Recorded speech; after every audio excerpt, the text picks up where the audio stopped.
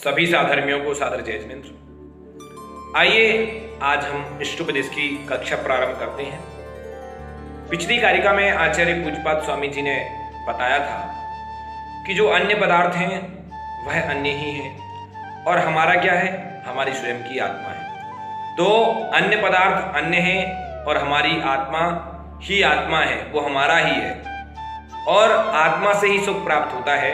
इसलिए जो विद्वान होते हैं, जो ज्ञानी जीव होते हैं, जो योगी जीव होते हैं, वह उस आत्मा को प्राप्त करने के लिए प्रयत्नशील होते हैं, उद्यम करते हैं। तो पिछली कारिका में ये बताया था।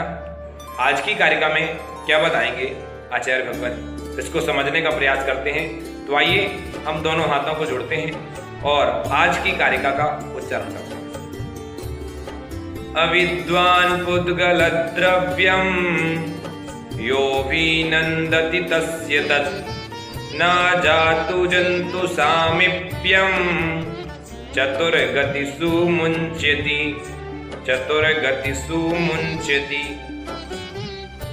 आइए एक शब्द से अर्थ को लगाते हैं। यहाँ पर आचार्य भगवान पर पदार्थों के प्रति जो अनुराग है उसका फल बता रहे हैं कि अविद्वान पुद्गल द्रव्यम, अविद्वान यानी कि जो मूर्ख है, बहिरात्मा जीव है, वह कैसा है? पुद्गल द्रव्यम, पुद्गल द्रव्यों में जो पुद्गल द्रव्य है उनको क्या करता है? योऽभिनन्दति, अभिनन्दति यानी आत्मीय भाव से समादर करता है। जो बहिरात्मा जीव है, जो अज्ञानी जीव है, वह क्या करता है? वो पुद्गल को ही अभिनंदन आदर मानता है, अभिनंदन करता है। तो जो मूर्ख बहिरात्मा पुद्गल द्रव्यों में या पुद्गल द्रव्यों को क्या करता है? अभिनंदति, आत्मीय भाव से समादर करता है, उसी में लगा रहता है, पुद्गल द्रव्यों को सजाने संवारने में लगा रहता है शरीर आदि के लिए। तो यहाँ पर वही बता रहे हैं कि जो मूर्ख बहिरात्मा पुद्गल द्रव्यों को आत्मीय भाव से समादर करता है, न जातु जंतु सामीप्यम चतुर्गतिषु मुञ्चति, वह क्या है? तत् वह शरीर, तस्य जंतु, वह जो बहिरात्मा प्राणी है, क्या है? शरीर आदि जो हैं, जातु यानी कभी भी, चतुर्गतिषु यानी कि चारों गतियों में, न मुंचति साथ नहीं छोड़ता। तो जो पुद्गल के प्रति आदर समादर भाव रखता है हमेशा, उसका चारों गतियों में भ्रमण का कारण क्या है? कि हम हमेशा पुद्गल तक अपनी हमारी पर दृष्टि रही है, पुद्गल पर हमारी दृष्टि रही, अभी तक हमारी निज दृष्टि नहीं हो पाई। और जब तक इस जीव की निज दृष्टि नहीं होगी तब तक हम चारों गतियों में इसी प्रकार भ्रमण करते रहेंगे। तो जो पुद्गल के प्रति जो राग है, अनुराग का जो भाव है, वह बहिरात्मा जो प्राणी है उसके लिए क्या है? वह शरीर आदि पुद्गल जो द्रव्य हैं वह कभी भी चारों गतियों में साथ नहीं छोड़ते हैं। यदि हमें अशरीरी होना है तो हमें अपने निज भगवान आत्मा से प्रेम करना पड़ेगा, उससे अनुराग करना पड़ेगा। और जब तक हम शरीर से अनुराग करेंगे तब तक हमें शरीर मिलता ही रहेगा।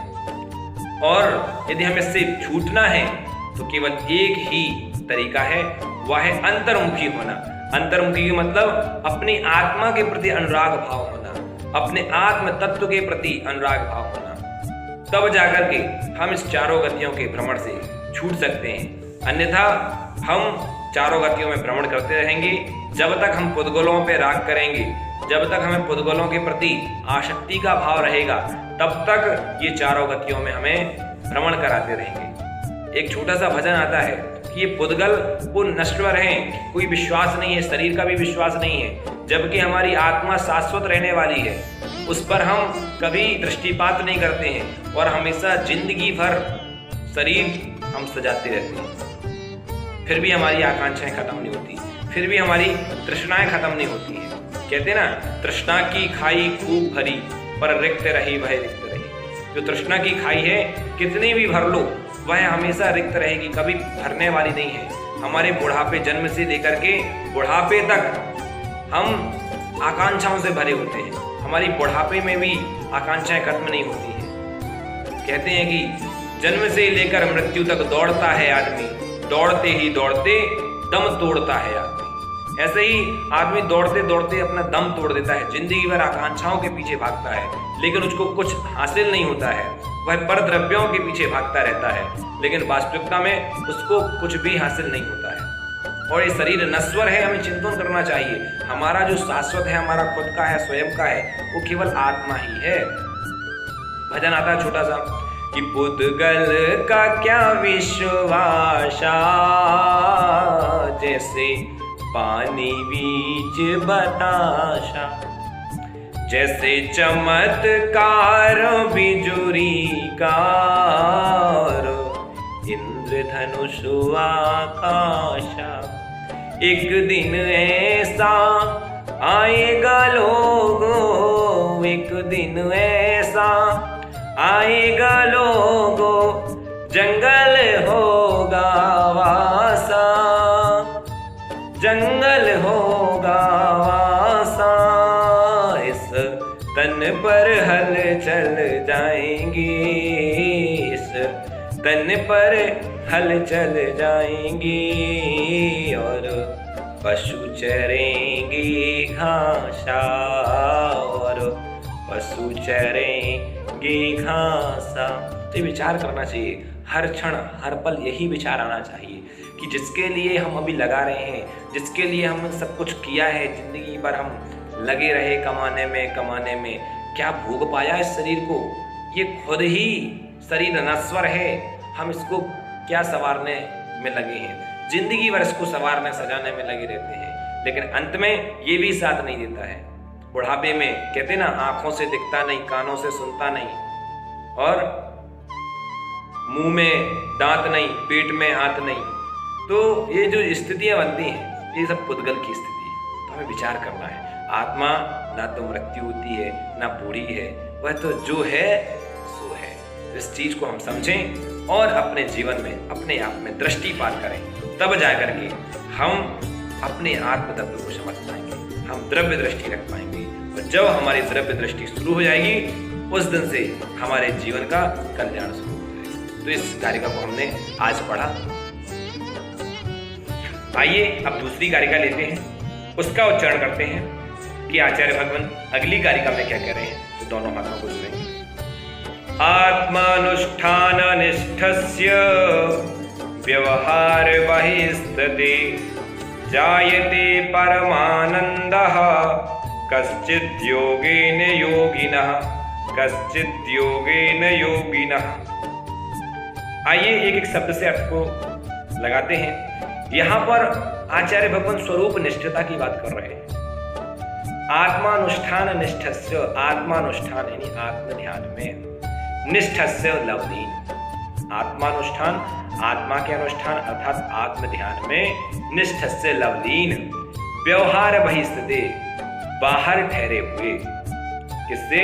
व्यवहार बहि, व्यवहार चारित्र से बाहर अर्थात निश्चय चारित्र स्थित, जो आत्म ध्यान में लवलीन है। आत्मानुष्ठान निष्ठस्य, आत्मानुष्ठान यानी कि आत्म ध्यान में निष्ठा से लवलीन है। जायते उत्पन्न होता है, परमानंद परमा आनंद, कश्चित् यानी कोई अपूर्व, किसको? योगिनः योगी को। जब योगी अपने आत्म ध्यान में लवलीन होता है, तब उसको कोई अपूर्व आनंद की प्राप्ति होती है। तो क्या कह रहे हैं कि आत्मानुष्ठान निष्ठस्य व्यवहार बहिस्थिते, जायते परमानंद कश्चित् योगेन योगिनः।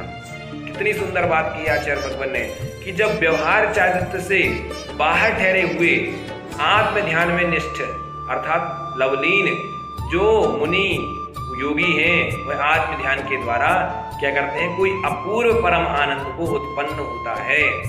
तो जब महाराज आहारचर्या में होते हैं, प्रवचन आदि करते हैं, ये तो बाहर की क्रियाएं हो गई, लेकिन इनसे अलग होकर के जब अपने आत्म ध्यान का चिंतन करते सामायिक में बैठते हैं, तब उनको कोई अपूर्व आनंद की अनुभूति होती है, जिसे कहा नहीं जा सकता है।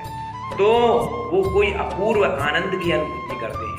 ये बाहर से जो क्रियाएं हैं, आहार आदि, प्रवचन आदि, इसको छोड़ करके जब वह केवल अपने आप में एकांत में आत्मा के द्वारा आत्मा से चिंतन जब करता है, तब योगी जो होता है कोई परम आनंद को प्राप्त करता है। तो यहाँ पर वही बताना चाह रहे हैं कि जो योगी है वह निश्चय में जिया करता है। हम व्यवहार और निश्चय दोनों को लेकर के चले, लेकिन योगी जो होता है वह व्यवहार से बोलता जरूर है, लेकिन जीता हमेशा निश्चय चारित्र में है। वह अपने केवल आत्म द्रव्य में दृष्टिपात करता है।